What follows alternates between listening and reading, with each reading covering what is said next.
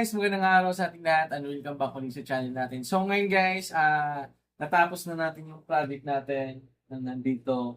Natapos na natin lagyan ng wirings, lagyan ng label, nakikita nyo may label na.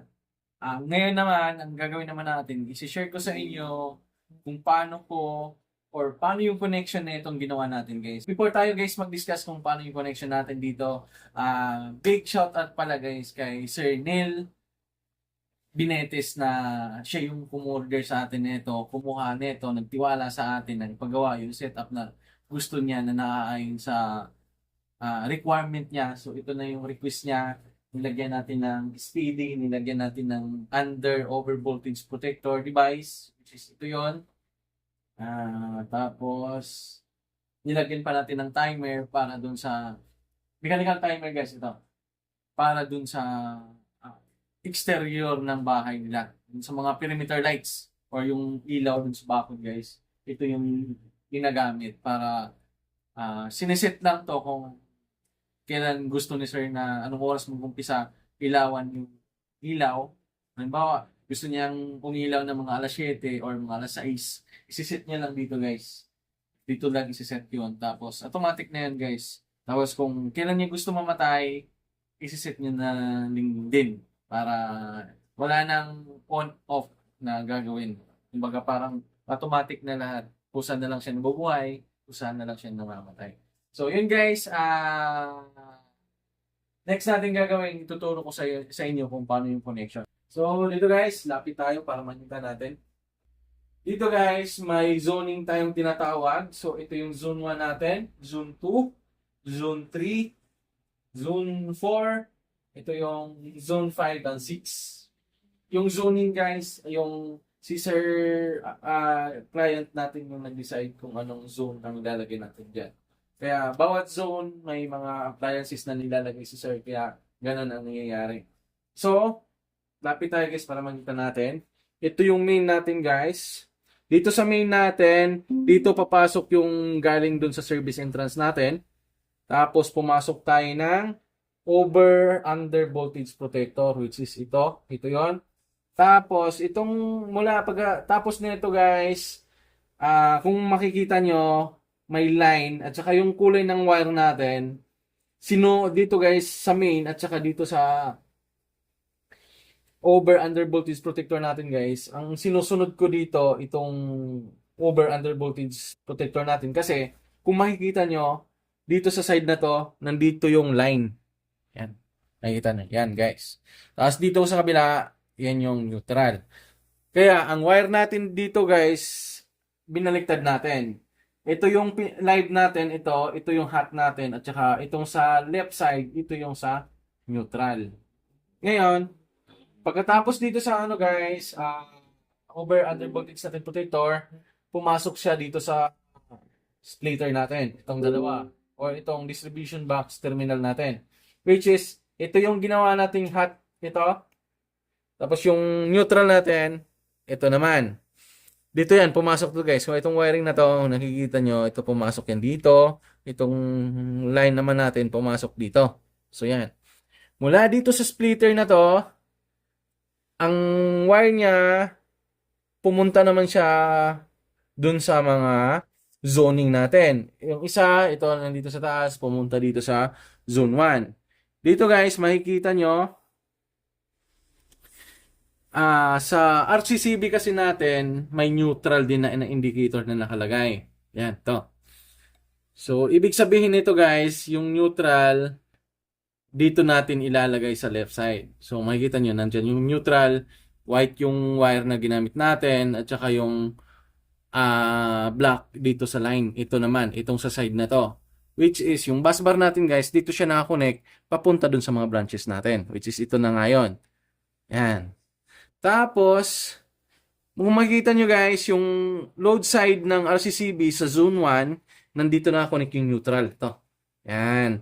So, lahat ng i-connect natin, circuit na i-connect natin dito, yung live wire, or yung hot wire natin guys, dito natin papasok. Dito kasi nakalagay sa atin or nilagay ni sir dito sa zone 1, makikita natin nandito to. may nakalagay na CO hallway dining, tapos CO porch at saka salon, tapos yung panghuli lighting, which ito yung tatlo na to. So bali ang connection nito guys, yung hot wire natin dito tayo kukuha, then yung sa neutral natin guys dito tayo kukuha. Yan. Itong neutral na to para lang talaga dito sa tatlong branches na to. Hindi siya pwedeng dito mo ilagay kasi yung RCCB niya, ito yung ginamit niya. So, kailangan nakahiwalay yung RCCB nito. Then, dito naman sa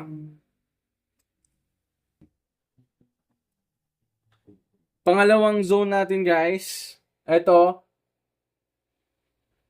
ang branches kasi natin dito, makikita, kung branches kasi natin dito, 1, 2, 3, 4, 5. Pang-anim tong ano guys, yung timer natin.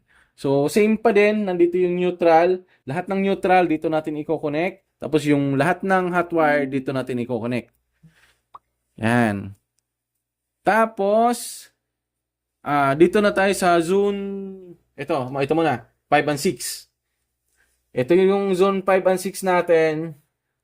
Same pa din yung neutral nandito. Lahat ng neutral, dito natin isasalpak. Lahat ng hot wire, dito natin isasalpak. Then, ito kasing huli guys, ito, makikita nyo, yung label na nakita dito, itong huling itong 16 amperes na to, pag tinignan mo kasi dito, lighting outlet exterior. So, ibig sabihin, itong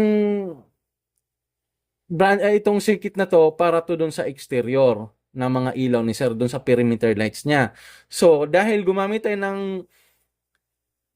timer nito, kinabit ko na din guys yung timer. Nandito makikita nyo. So, kaya ang ginawa ko dito, kumuha na ako ng hot wire dito kasi nandito na yung timer. Nilagay na natin dito guys. Yan. Kinabit na natin yan. Tapos yung neutral niya, nandito din tayo kumuha. Pumasok dito. Yan. Ang pagkabit nito guys, halimbawa kung gusto na ni sir na ah, maglagay na papunta dun sa perimeter lights niya, ang gagawin nito, dito siya kukuha ng hot wire. Tapos yung neutral niya guys, dito pa rin siya kukuha ng neutral. Tapos yun na yung papunta doon sa perimeter lights natin. Tapos dito naman sa zone 3, same lang din yung ginawa natin dito guys. Yung neutral dito pa rin, lahat ng neutral dito pa rin siya nakasalpak lahat. Tapos yung lahat ng mga hot wire or line natin, dito siya kukuha. Yan. Ilang branches to? 1, 2, 3, 4, 5, 6. Tapos, dito sa zone 4 naman guys, same lang din. Dito lahat ng neutral, then lahat ng line or hot wire natin, dito pa rin natin ipapasok. Tapos, ang ginawa natin, dito naman, nandito yung grounding natin. Ito, makikita nyo yung kulay green. Tapos, meron din dito, connected yan guys. Papunta dito sa SPD natin. Ayan. So, tingin ko yun lang naman guys ang nakikita kong pwede kong i-share sa inyo. So, kung may mga naguguluhan kayo or mga hindi kayo naintindihan, pwede kayo mag-comment sa baba para masagot natin kung ano yung mga hindi naiintindihan para at least malinaw sa lahat kung ano yung ginagawa natin or ano yung connection na ginagawa natin. So, yun lang guys, yung pinag-usapan natin regarding dito, yung connection niya, kung paano. So, sana may natutunan kayo dito sa video natin. May katanungan kayo, huwag mahiyang magtanong guys, mag-comment na lang kayo sa baba. Sa ngayon kasi, hindi pa talaga ako makapag-focus dun sa mga comment. Pero from time to time, magbabasa din ako ng comment or sasagutin ko rin yung mga katanungan nyo dun sa comment section. So, yun lang guys. Maraming salamat muli sa patuloy na pagsuporta sa channel natin. At sana next mga video natin, patuloy kayong nandyan para din sumuporta sa channel natin. Ito lang mapanigurado ko sa inyo na bawat video natin na may maisishare ko sa inyo na sana din matutunan nyo para at least kung kayo naman yung gagawa ng ganito or maka-encounter ng ganito, hindi na kayo mahihirapan. So, yun lang guys. Maraming salamat muli and see you in our next video. Peace.